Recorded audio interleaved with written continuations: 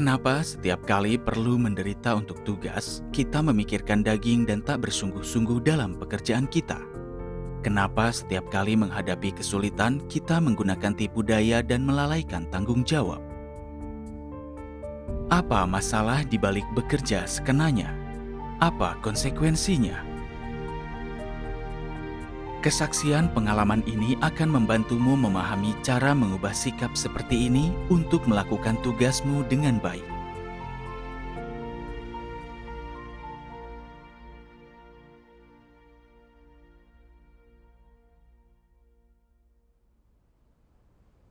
Oktober 2021, aku berlatih menyiram petobat baru.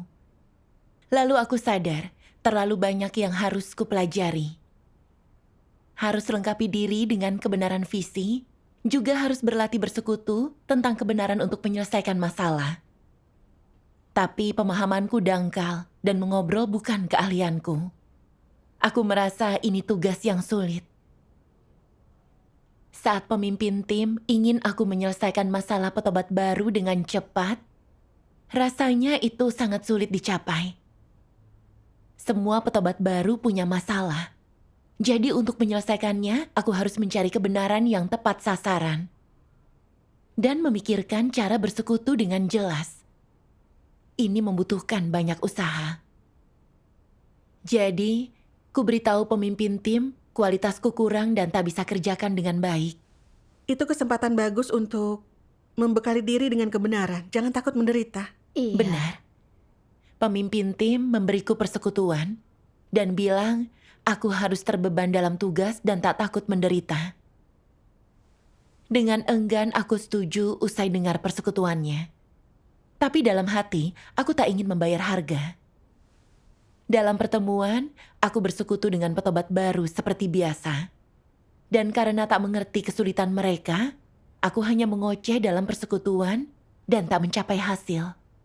Akibatnya jumlah petobat baru yang rutin ke pertemuan menurun.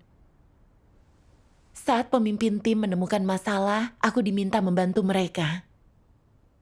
Tapi kupikir, staf penginjilan telah mempersekutukan tentang kebenaran visi. Jika mereka masih tak ikut pertemuan, apa usahaku akan berhasil? Selain itu, petobat baru tak ikut pertemuan belakangan ini. Jadi bersekutu dengan mereka akan makan banyak waktu. Itu pasti melelahkan. Karena itu, aku hanya mengirimi mereka pesan untuk menyapa dan mengabaikan yang tak menanggapi, tak pedulikan mereka. Mereka yang lebih bermasalah kujadikan terbelakang untuk persekutuan. Atau kualihkan ke pekerja penginjilan untuk dukungan. Tak lama, beberapa petobat baru berhenti ke pertemuan karena masalah mereka tak terselesaikan. Cara menyiram seperti itu merugikan petobat baru. Benar. Iya. Aku merasa bersalah setiap kali melihat petobat baru tak ke pertemuan. Karena harus berupaya lebih keras untuk mengatasi masalah mereka. Karena terasa merepotkan, aku melupakannya. Aku ingat seorang petobat baru mantan Katolik yang punya gagasan tentang Tuhan yang berinkarnasi pada akhir zaman, lalu berhenti ke pertemuan. Bagaimanapun aku menghubunginya, dia mengabaikanku. Kemudian dia mengirimiku pesan ini. Aku lahir dalam keluarga Katolik. Aku menganut Katolik sejak kecil dan kini sudah 64 tahun. Aku hanya percaya Tuhan Yesus, tak lagi percaya Tuhan yang Maha Kuasa. Aku menanggapi, Tuhan yang Maha Kuasa adalah Tuhan Yesus yang kembali. Hanya menerima pekerjaan Tuhan pada akhir zaman, cara memasuki kerajaan Tuhan. Namun dia tak menanggapi. Ku cari dia lagi, tapi dia mengabaikanku. Jadi, ku beritahukan masalah ini kepada pemimpin tim. Dan aku terkejut saat dia mengirimiku firman Tuhan yang relevan, memintaku mencari kebenaran. Melihat aku perlu melengkapi diri dengan kebenaran dan memikirkan cara persekutuan bisa berhasil, semuanya terasa melelahkan. Meski ku coba membekali diri, petobat baru itu mungkin tetap tak mendengarkan persekutuanku. Jadi ku kesampingkan saja dia dan mengabaikannya. Ada petobat baru yang sibuk dengan pekerjaannya setiap hari dan tak pernah menghadiri undangan pertemuan dariku. Awalnya, aku terus mengirimi dia firman Tuhan dan lagu pujian. Tapi dia hanya menjawab dengan amin, lalu tak muncul di pertemuan. Kupikir dia sibuk dengan pekerjaan dan ini kenyataan dia. Walau kucurahkan banyak waktu, aku tak bisa menyelesaikan masalah itu. Akhirnya, aku berhenti mengirimkan firman Tuhan kepadanya. Aku tahu seharusnya merencanakan waktu pertemuan sesuai dengan kesulitannya, lalu mencari firman Tuhan yang relevan untuk bersekutu. Hanya ini cara mencapai hasil. Iya. Aku merasa ini terlalu merepotkan, jadi aku tak mau membayar harga. Namun jika aku tak bersekutu dan pemimpin tahu, dia akan menanganiku. Jadi aku harus bersekutu dengan petobat baru itu. Dan saat dia tak hadiri pertemuan, aku merasa dia tak haus akan kebenaran dan itu bukan salahku. Akhirnya, ku abaikan dia. Tidak berusaha menyelesaikan masalah petobat baru dan mengesampingkannya, artinya tak bertanggung jawab. Iya. Apakah kemudian kau merenungkan masalah ini? Benar. Tidak. Aku telah mati rasa dan tak merenungkan diri. Aku selalu acuh tak acuh dalam tugasku. Saat bertemu petobat baru dengan kesulitan nyata, aku tak ingin memikirkan cara menyelesaikan masalah mereka. Dan aku akan menyerahkannya ke pemimpin tim. Setelah beberapa bulan, tak banyak petobat baru yang rutin ke pertemuan. Iya, itu masalah yang serius. Iya. Benar. Pemimpin gereja menanganiku setelah mengetahui masalah ini. Dia bilang aku bekerja sekenanya dan menyuruhku segera berubah. Jadi aku bersumpah akan meninggalkan dagingku dan menyirami petobat baru dengan baik. Namun, saat menghadapi petobat baru yang banyak masalah, aku masih tak mau menyelesaikan masalah mereka. Sebaliknya, aku hanya bilang aku tak cocok untuk tugas itu. Aku tetap acuh, tak menebus kesalahan dan tak menghasilkan dalam tugasku. Jadi, pemimpin menanganiku. Kau terlalu sembrono dalam tugasmu. Kau tak menanyakan kesulitan petobat baru. Saat tahu sedikit pun, kau tak berusaha menyelesaikannya. Itu bukan bertugas. Kau hanya merugikan petobat baru. Jika tak berubah, kau akan diberhentikan. Setelah ditangani dan diperingatkan, aku merasa bersalah dan takut. Aku mulai merenungkan diri. Kenapa aku tak bisa bertugas dengan baik dan selalu merasa itu terlalu sulit? Suatu hari dalam masa teduh, ku baca kutipan firman Tuhan.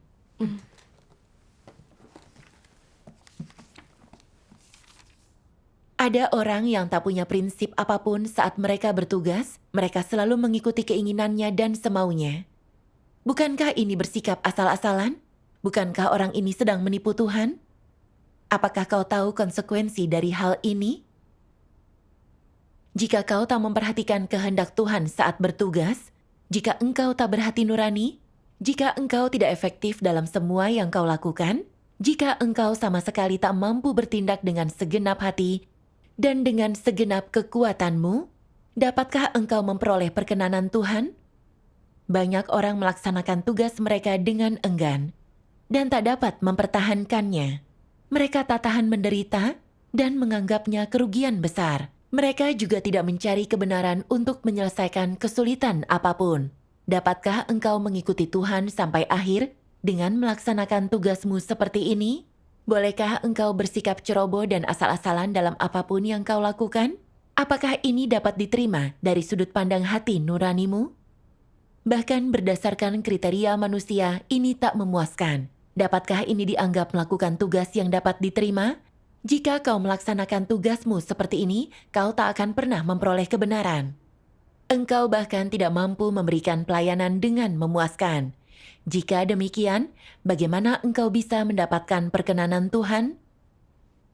Banyak orang takut akan kesukaran dalam tugasnya, mereka malas mendambakan kenyamanan daging, dan tak pernah berupaya mempelajari keterampilan khusus, juga tak berupaya merenungkan firman Tuhan. Mereka menganggap cara seperti ini dapat menghindari masalah. Mereka tak perlu mencari apapun atau bertanya kepada siapapun. Mereka tak perlu menggunakan otak mereka. Ini menghemat banyak upaya dan membuat mereka tak mengalami kesukaran fisik tapi dapat menyelesaikan tugasnya. Dan jika engkau menangani mereka, mereka menentang dan berdalih. Aku tidak bersikap malas atau lalai. Tugas sudah selesai. Bukankah engkau hanya mencari-cari kesalahan? Aku sudah melaksanakan tugasku dengan baik. Mengapa engkau tidak puas? Apa orang semacam itu dapat mengalami kemajuan? Mereka asal-asalan dalam tugas dan penuh dengan alasan. Dan saat ada masalah, mereka tak izinkan orang bicara. Watak apakah ini? Ini adalah watak iblis, bukan? Dapatkah orang bertugas dengan memuaskan dengan watak seperti itu? Dapatkah mereka memuaskan Tuhan? Amin. Amin. Tuhan menyingkap banyak orang karena mereka terlalu malas, selalu mendambakan kesenangan duniawi, dan puas dengan terlihat sibuk. Itu bukan cara bertugas yang baik. Iya. Alasanku tak mendapatkan hasil dalam tugas bukan karena kurang kualitas. Sebaliknya aku hanya malas dan takut menderita karena tugasku. Aku merasa menyiram petobat baru itu harus tahu banyak kebenaran, harus belajar menyelesaikan masalah yang mereka punya. Dan itu menjadikan tugas ini sangat berat, jadi aku bekerja sekenanya. Pemimpin tim ingin aku segera melihat masalah petobat baru. Itu bisa kulakukan jika bekerja keras. Namun saat kulihat ini butuh banyak waktu dan usaha, kulimpahkan saja ke pemimpin tim dan pekerja Injil. Kulihat petobat baru tak menghadiri pertemuan karena punya gagasan atau menghadapi kesulitan. Tapi aku tak peduli. Aku tak peka saat diberitahu jalan penyelesaian. Kadang, aku mengirim firman Tuhan dan lagu pujian ke petobat baru, tapi setelah beberapa hari tak bisa melanjutkan dan melupakan mereka. Kulihat aku sangat malas, rakus akan kesenangan daging, dan tak tulus dalam tugasku. Aku hanya menipu, mengikuti arus di dalam gereja. Tuhan jijik dan muak kepadaku. Benar. Selama kita tak mementingkan daging dan bisa bersandar kepada Tuhan, membayar harga, Tuhan akan memimpin kita dan kita akan mendapatkan hasil. Benar. Iya. Lalu, aku membaca ini dalam firman Tuhan.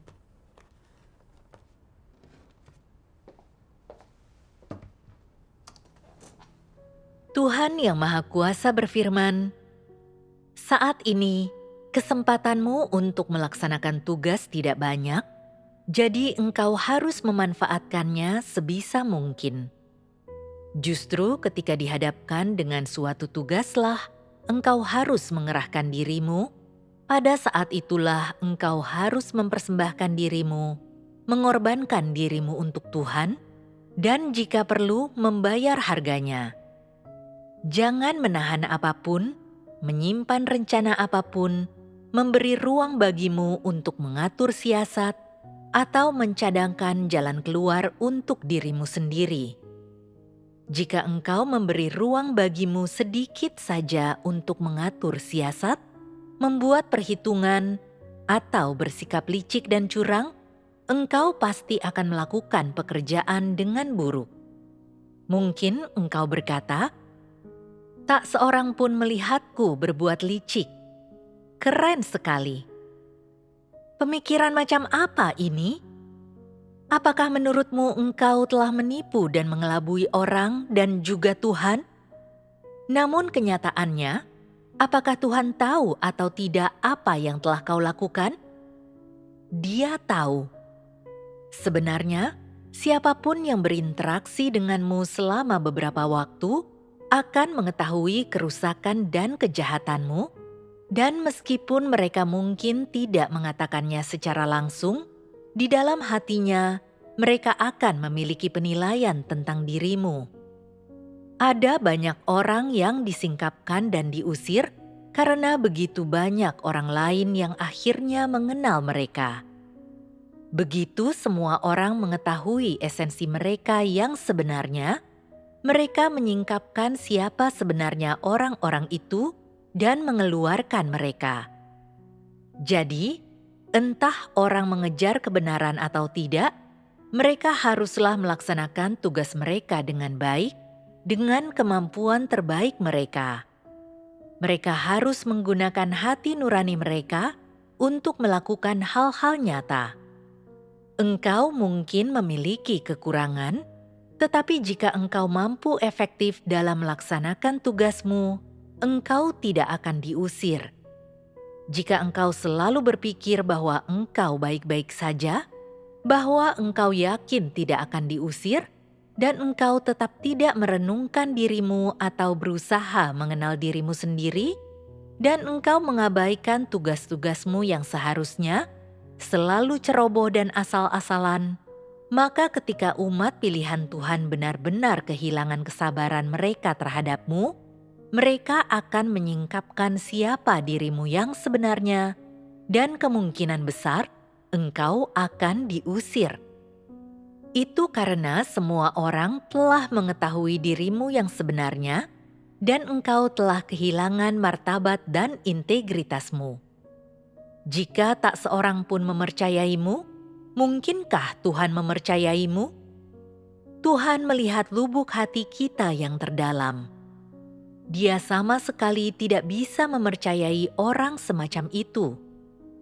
Orang yang dapat dipercaya adalah orang yang memiliki kemanusiaan, dan orang yang memiliki kemanusiaan memiliki hati nurani dan akal sehat, dan seharusnya sangat mudah bagi mereka untuk melaksanakan tugas mereka dengan baik, karena mereka memperlakukan tugas sebagai kewajiban mereka. Orang yang tidak memiliki hati nurani atau akal sehat pasti melaksanakan tugas mereka dengan buruk, dan mereka tidak memiliki rasa tanggung jawab terhadap tugas mereka, apapun tugas itu. Orang lain harus selalu was-was terhadap mereka, mengawasi mereka, dan menanyakan perkembangan mereka. Jika tidak, segala sesuatunya bisa kacau saat mereka melaksanakan tugas. Segala sesuatunya bisa salah saat mereka melaksanakan tugas yang akan lebih merepotkan daripada nilai tugasnya. Singkatnya, orang selalu perlu merenungkan diri mereka saat melakukan tugas. Sudahkah aku memenuhi tugas ini dengan baik? Apakah aku melakukannya dengan segenap hatiku? Atau aku hanya melakukannya asal-asalan? Jika engkau selalu ceroboh dan asal-asalan, engkau berada dalam bahaya. Paling tidak, itu berarti engkau tidak memiliki kredibilitas dan orang-orang tidak bisa mempercayaimu. Lebih serius lagi, jika engkau selalu asal-asalan saat melaksanakan tugasmu, dan jika engkau selalu menipu Tuhan, maka engkau berada dalam bahaya besar. Apa akibatnya jika engkau dengan sengaja berbuat curang? Semua orang akan dapat melihat bahwa engkau secara sadar melanggar, bahwa engkau benar-benar hidup menurut watak rusakmu, bahwa engkau benar-benar ceroboh dan asal-asalan, bahwa engkau tidak menerapkan kebenaran, yang berarti engkau tidak memiliki kemanusiaan.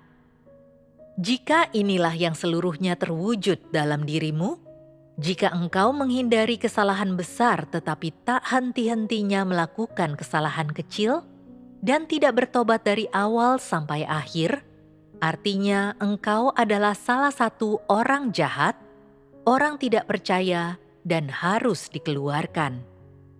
Akibat-akibat semacam itu mengerikan. Engkau akan sepenuhnya disingkapkan dan diusir sebagai orang tidak percaya dan orang jahat. Caramu memandang amanat Tuhan sangatlah penting, dan ini adalah hal yang sangat serius. Jika engkau tidak dapat menyelesaikan apa yang telah Tuhan percayakan kepada manusia, engkau tidak layak untuk hidup di hadirat-Nya dan harus dihukum. Adalah ditetapkan oleh surga dan diakui oleh bumi bahwa manusia harus menyelesaikan amanat apapun yang Tuhan percayakan kepada mereka. Ini adalah tanggung jawab tertinggi mereka dan sama pentingnya dengan hidup mereka sendiri. Jika engkau tidak memperlakukan amanat Tuhan dengan serius, artinya engkau sedang mengkhianati Dia dengan cara yang paling menyedihkan. Dalam hal ini, engkau lebih disesalkan daripada Yudas dan harus dikutuk. Amin. Dari penyingkapan firman Tuhan, bisa kurasakan kemuakan dan murka Tuhan bagi mereka yang tak serius bertugas. Mereka tak punya hati nurani, nalar, dan martabat, tak bisa dipercaya. Jika terus tak bertobat, mereka itu pelaku kejahatan orang tak percaya dan harus disingkirkan. Tepat Iya. sekali. Menyiram petobat baru adalah pekerjaan penting. Mereka baru menerima pekerjaan baru Tuhan, jadi butuh lebih banyak penyiraman untuk teguh di jalan yang benar agar iblis tak akan mencuri mereka. Tak seorang pun yang menerima pekerjaan Tuhan melakukannya dengan mudah atau mulus. Sejumlah orang harus bekerja keras, menyiram dan membantu mereka, maka mereka bisa dibawa ke hadapan Tuhan. Sebagai penyiram, menyiram petobat baru itu tanggung jawabku. Terutama saat melihat mereka kesulitan, aku seharusnya mencari kebenaran untuk menyelesaikan masalah ini. Iya. Benar. Namun aku justru menghindari pekerjaan berat dan bersikap licik. Saat mereka menghadapi kesulitan, selalu kupilih masalah yang mudah diselesaikan, mengesampingkan masalah sulit. Yang lebih buruk, aku berkhianat dan tak bertanggung jawab dalam tugasku. Menyebabkan ada petobat baru tak ke pertemuan, bahkan keluar. Tapi aku tak bertanggung jawab berkata mereka tak haus kebenaran. Atau mengatakan aku tak bisa menyelesaikan masalah mereka. Agar tidak ketahuan kalau tak bekerja serius. Bukankah aku melakukan tugasku seperti orang tak percaya yang bekerja untuk bos mereka? Aku bermuslihat, bekerja sekenanya, tanpa hati nurani. Setelah bertahun-tahun beriman, aku masih berusaha menipu Tuhan tanpa berpikir. Aku sangat licik dan curang. Aku tak punya kemanusiaan. Saat pertama menerima Injil Tuhan pada akhir zaman, aku sibuk dengan pekerjaan setiap hari dan orang tuaku menghalangi imanku.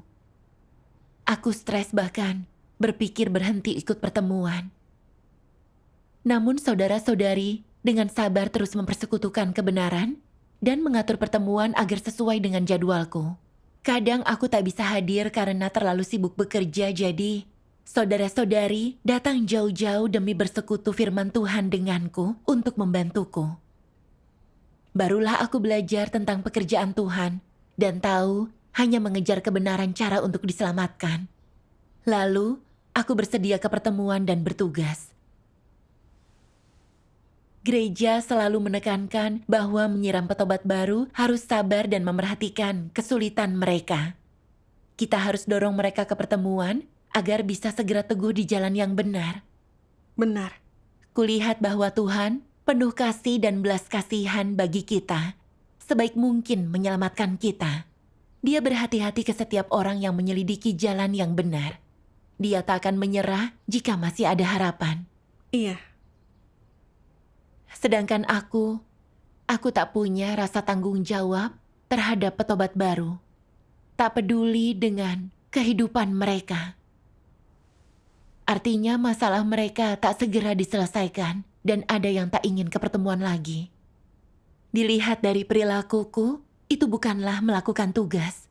Aku melakukan kejahatan, mengelabui dan menipu Tuhan. Aku merasa bersalah saat menyadari ini dan membenci diriku karena tak punya kemanusiaan. Kubaca kutipan firman Tuhan ini. Apakah engkau puas hidup di bawah pengaruh iblis dengan kedamaian dan sukacita dan sedikit kenyamanan daging? Bukankah engkau orang yang paling hina? Orang yang telah melihat keselamatan tapi tak berupaya mendapatkannya adalah orang bodoh. Mereka inilah orang yang mengenyangkan daging mereka dan menikmati iblis. Engkau berharap imanmu kepada Tuhan tak akan mendatangkan tantangan atau kesengsaraan ataupun kesulitan. Engkau selalu mengejar hal yang tak berharga dan tak menghargai hidup melainkan menempatkan pikiran yang terlalu muluk-muluk di atas kebenaran. Engkau sungguh tidak berharga. Engkau hidup seperti babi. Apa bedanya antara engkau, babi, dan anjing? Bukankah mereka yang tak mengejar kebenaran tapi mengasihi daging adalah binatang buas? Bukankah mereka yang mati tanpa roh adalah mayat berjalan? Berapa banyak firman yang telah disampaikan di antara engkau? Apa hanya sedikit pekerjaan yang dilakukan di antaramu? Berapa banyak yang telah kuberikan di antaramu? Lalu mengapa engkau tak mendapatkannya? Apa yang harus engkau keluhkan? Bukankah engkau tak mendapat apapun karena terlalu mencintai daging? Dan bukankah ini karena pikiranmu yang terlalu muluk-muluk? Bukankah karena engkau terlalu bodoh? Jika engkau gagal memperoleh berkat-berkat ini, dapatkah engkau menyalahkan Tuhan karena tidak menyelamatkanmu? Jalan yang benar kuberikan kepadamu, engkau tidak mengejarnya. Apakah engkau orang yang percaya kepada Tuhan? Engkau tak mengejar kehidupan manusia yang nyata yang kuberikan. Apa bedanya engkau dari babi atau anjing? Babi tak mengejar kehidupan manusia atau berusaha ditahirkan. Mereka tak mengerti makna hidup. Setiap hari setelah makan mereka hanya tidur. Engkau belum mendapatkan jalan benar yang kuberi, tanganmu kosong. Apakah engkau bersedia melanjutkan kehidupan seekor babi ini? Apa pentingnya orang-orang seperti itu hidup? Hidupmu hina dan tercela. Engkau hidup dalam kecemaran dan kecabulan dan tidak mengejar tujuan apapun. Apakah engkau masih berani memandang Tuhan? Bukankah hidupmu paling tercela? Jika kau terus seperti ini, engkau tak akan memperoleh apa-apa.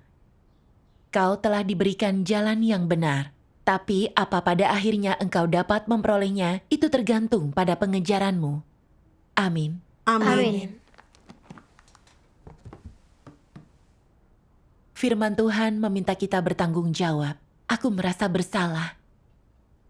Untuk mentahirkan watak rusak kita, memberi kita kesempatan diselamatkan, Tuhan telah memelihara kita dengan begitu banyak kebenaran dan bersekutu dengan sangat rinci. Takut kita tak akan memahaminya.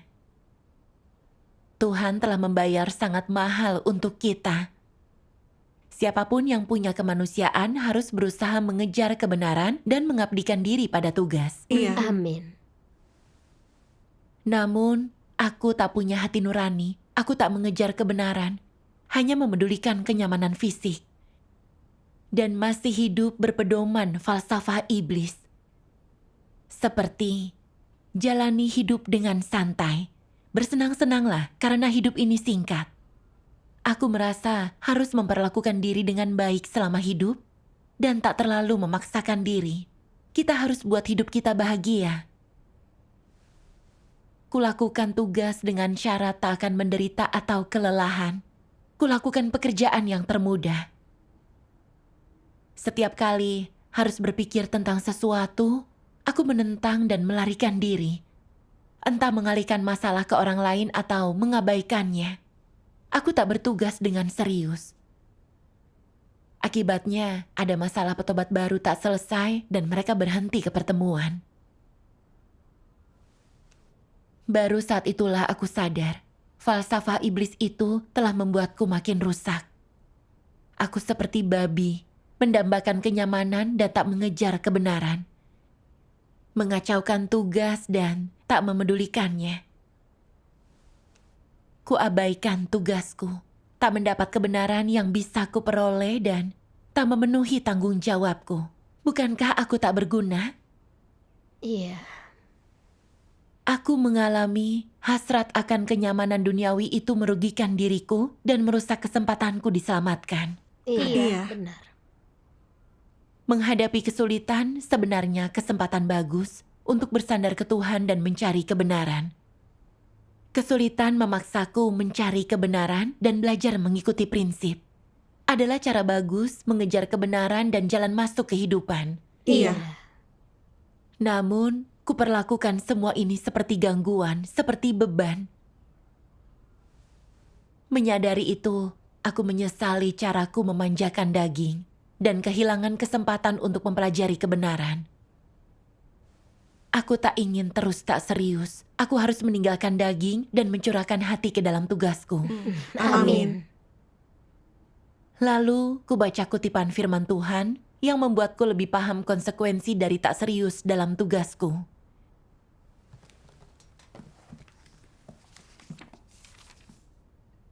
Misalkan ada pekerjaan yang bisa diselesaikan dalam waktu 1 bulan. Jika dibutuhkan waktu 6 bulan untuk menyelesaikannya, bukankah 5 bulan ini mewakili kerugian? Dalam hal mengabarkan Injil, ada yang mau menyelidiki jalan yang benar dan hanya perlu 1 bulan untuk bertobat. Lalu mereka bergabung dengan gereja dan terus disirami dan dibekali.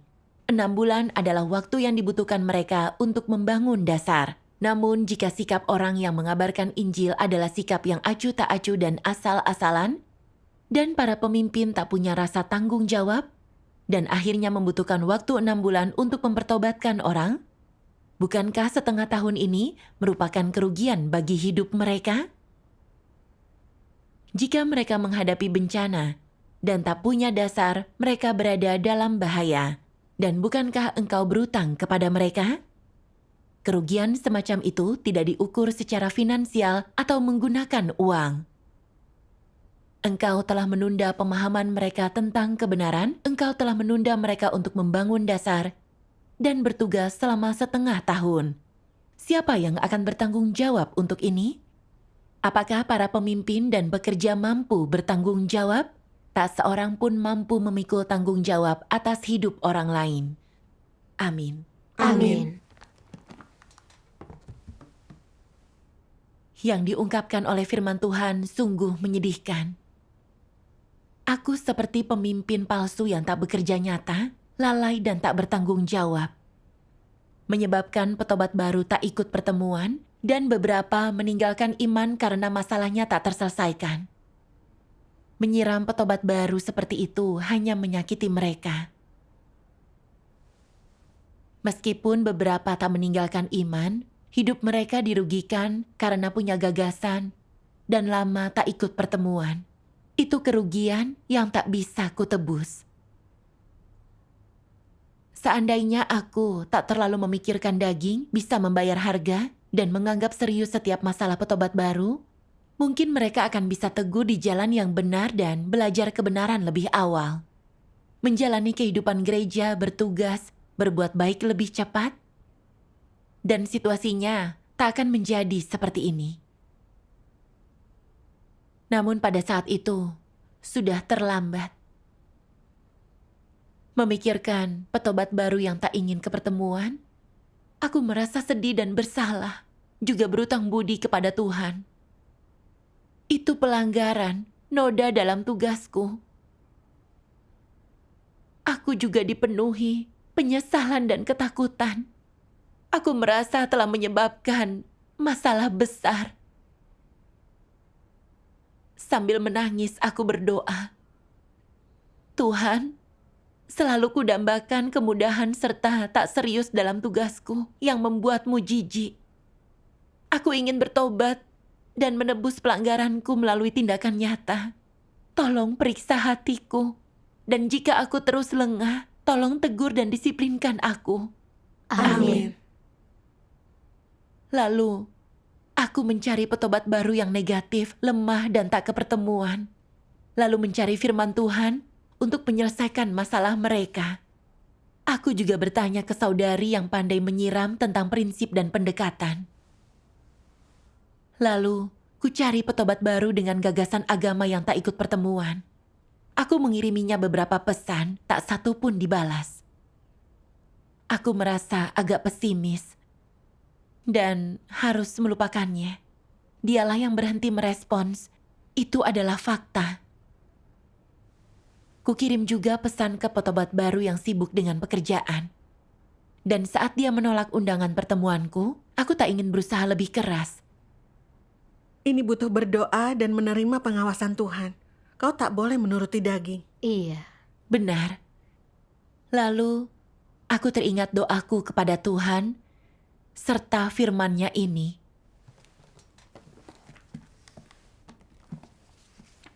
Sebenarnya melaksanakan tugas artinya melakukan yang sudah seharusnya. Jika kau melakukannya di hadapan Tuhan, melaksanakan tugas dan tunduk kepadanya dengan hati dan sikap jujur, bukankah sikap ini jauh lebih tepat? Jadi bagaimana seharusnya engkau menerapkan sikap ini dalam kehidupanmu? Engkau harus membuat menyembah Tuhan dengan hati dan kejujuran menjadi kenyataanmu. Saat engkau ingin kendur dan bersikap asal-asalan, saat ingin bertindak dengan cara yang licin dan malas, dan saat kau teralihkan atau ingin bersenang-senang, engkau harus pikirkan hal ini baik-baik. Dengan berperilaku seperti ini, apa aku tak dapat dipercaya? Apa aku sedang bersikap sepenuh hati? Apa aku sedang bersikap tidak setia? Apa aku gagal untuk hidup sesuai dengan amanat Tuhan? Beginilah cara engkau harus merenungkan dirimu. Jika engkau mengerti bahwa engkau selalu ceroboh dan asal-asalan dalam tugasmu dan tidak setia, dan bahwa engkau telah menyakiti Tuhan, apa yang harus kau lakukan? Engkau harus berkata, pada saat itu aku merasa ada hal yang salah di sini, tapi aku tak menganggapnya masalah. Aku mengabaikannya dengan ceroboh. Baru kusadari aku telah bersikap ceroboh dan asal-asalan serta tak bertanggung jawab. Aku tak punya hati nurani dan nalar. Setelah menemukan masalahnya dan mulai mengenal dirimu, engkau sekarang harus berbalik. Sikapmu dalam melakukan tugasmu salah. Kau ceroboh seperti melakukan pekerjaan tambahan dan engkau tak sepenuh hati. Jika kau seperti ini lagi, berdoalah dan memohon agar Tuhan mendisiplinkan dan menghajarmu. Orang harus punya kemauan saat bertugas, hanya dengan cara itu mereka dapat bertobat. Orang berbalik hanya jika hati nurani mereka bersih dan sikap mereka terhadap pelaksanaan tugas berubah. Amin. Amin. Dari firman Tuhan aku paham bahwa bertugas dengan baik itu tak sulit. Kita harus tulus menerima pengawasan Tuhan dan berusaha yang terbaik untuk melakukan yang kita bisa. Tak bermuslihat atau bekerja sekenanya. Kita butuh sikap ini untuk bertugas dengan baik. Iya. Jadi kuputuskan, aku tak mau mengecewakan Tuhan lagi. Harus kutunjukkan pertobatanku ke Tuhan, bahwa aku sungguh pekerja keras dan tulus. Dan meski para petobat baru tak menghadiri pertemuan, aku tetap akan memenuhi tanggung jawabku. Bagus. Iya. Aku pergi untuk bicara dengan saudari lain, mencari jalan penerapan. Juga mencari petobat baru untuk diberi persekutuan. Aku menceritakan jalan imanku sendiri. Tak disangka, dia membalas pesanku. Dia sebenarnya menikmati pertemuan itu, tapi punya gagasan yang belum terselesaikan. Aku tergugah oleh perkataan tulus petobat baru ini dan berbagi persekutuan dari gagasannya. Akhirnya, dia setuju ke pertemuan dan tak lama dia menjalankan tugas. Syukur kepada Tuhan. Aku punya perasaan yang tak terlukiskan saat melihat hasil itu. Aku bersuka cita sekaligus menyesal. Tanpa pencerahan firman Tuhan yang mengubah sikapku terhadap tugasku, aku akan melakukan pelanggaran lain. Iya. Ku cari lagi petobat baru yang sibuk dengan pekerjaan. Sebelumnya, Kudorong dia ke pertemuan tanpa memikirkan kesulitannya. Kini, kupersekutukan firman Tuhan berdasarkan situasinya dan menyesuaikan waktu pertemuan. Saat dia tak punya waktu untuk pertemuan, aku akan membaca firman Tuhan saat waktunya luang dan sabar berbagi persekutuan. Lalu, dia bersedia membuka hatinya dan membicarakan firman Tuhan yang dia baca. Dia juga memberitahuku, dia tak akan berhenti ikut pertemuan atau makan dan minum firman Tuhan. Bagus. Setelah itu, dia tak pernah melewatkan pertemuan lagi. Dan walau sibuk, dia tetap merenungkan firman Tuhan. Syukur kepada Itu syukur Tuhan. kepada bagus. Tuhan. Kemudian, aku mendukung lebih banyak petobat baru. Setelah memperbaiki sikap, bersandar pada Tuhan dan lebih berusaha, hasil tugas menjadi lebih baik. Syukur Syukur kepada kepada Tuhan. Tuhan. Selama kita punya sikap jujur terhadap tugas, Tuhan akan membimbing kita. Amin. Iya, benar sekali. Aku selalu berkhianat dan acuh tak acuh dalam tugasku sebelumnya. Meskipun tak menderita, aku selalu hidup dalam kesulitan. Tak bisa kurasakan bimbingan Tuhan. Pencapaian tugasku berkurang terus, tak punya pencerahan. Juga selalu khawatir Tuhan akan menyingkirkanku. Aku sangat tertekan dan kesakitan. Saat mencurahkan hati dalam tugas, bisa kurasakan bimbingan Tuhan. Aku juga membuat kemajuan serta mendapatkan rasa damai. Syukur kepada kepada Tuhan. Tuhan. Aku sungguh mengalami betapa pentingnya sikap kita terhadap tugas. Hanya dengan membayar harga dan mengindahkan kehendak Tuhan, kita bisa mendapatkan pencerahan Roh Kudus dan membuat pencapaian dalam tugas. Iya, Amin. amin. Syukur kepada Tuhan. Syukur kepada Tuhan.